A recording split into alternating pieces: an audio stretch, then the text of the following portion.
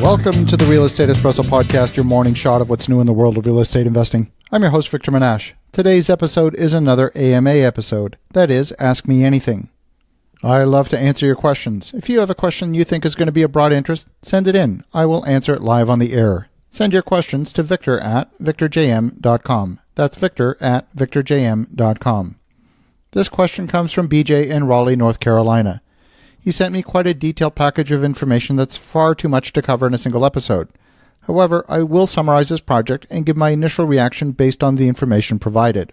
BJ is looking to assemble 5 different parcels of land into a single large development site for a multifamily apartment complex. His question relates to how should he best negotiate with the 5 independent landowners, hoping to make the land part of the equity contribution to the deal. Presumably, that would reduce the amount of capital required and would have the benefit of allowing the landowners to participate in the future value creation of the apartment complex.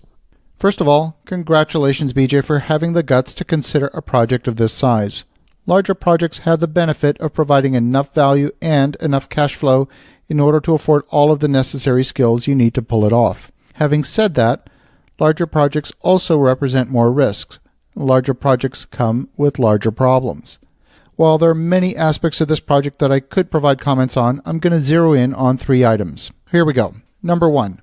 Undertaking a project of this size requires that you have the right experienced team working with you.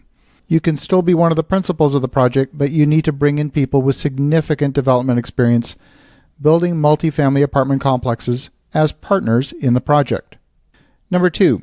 If the success of the project requires all 5 landowners to agree to similar terms in order for the project to be successful, your chances of success start to drop very, very quickly. Complexity is the enemy of any project. The land assembly process can be lengthy and the negotiation can be difficult. Sometimes it's simpler to raise the money and buy the landowners out completely. However, you only want to do that once you're sure that you'll be given the entitlements that you need. You want to negotiate a deal with the landowners whereby you offer a lower price today that's a reflection of the as-is market value of the land, or a higher price once the entitlements have been granted.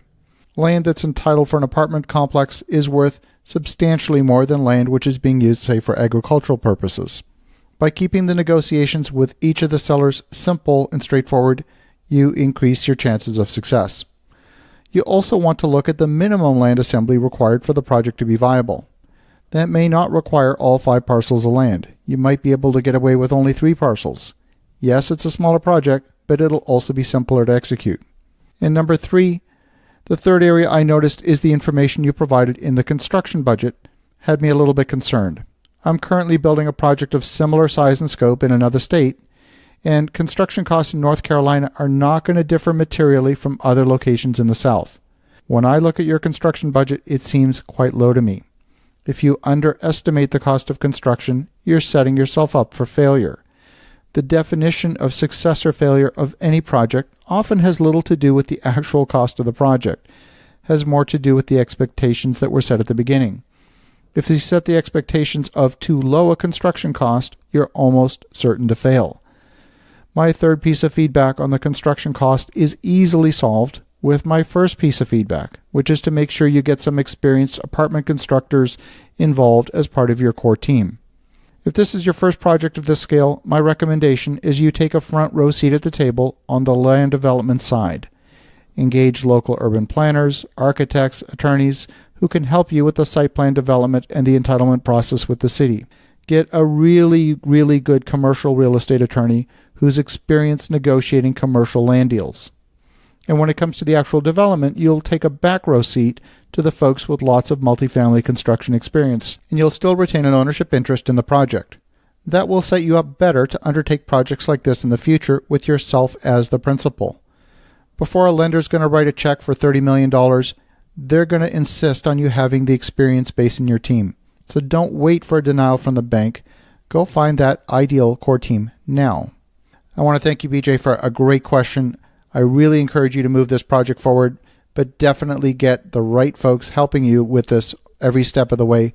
Otherwise, you're going to be making some rookie mistakes, and it's just not going to be a lot of fun. Get the right team first. For the listeners at home, if you have a question you'd like me to answer on the air, send it in. I'll be happy to answer it on one of these AMA episodes. In the meantime, have an awesome rest of your day. Go make some great things happen. We'll talk to you again tomorrow.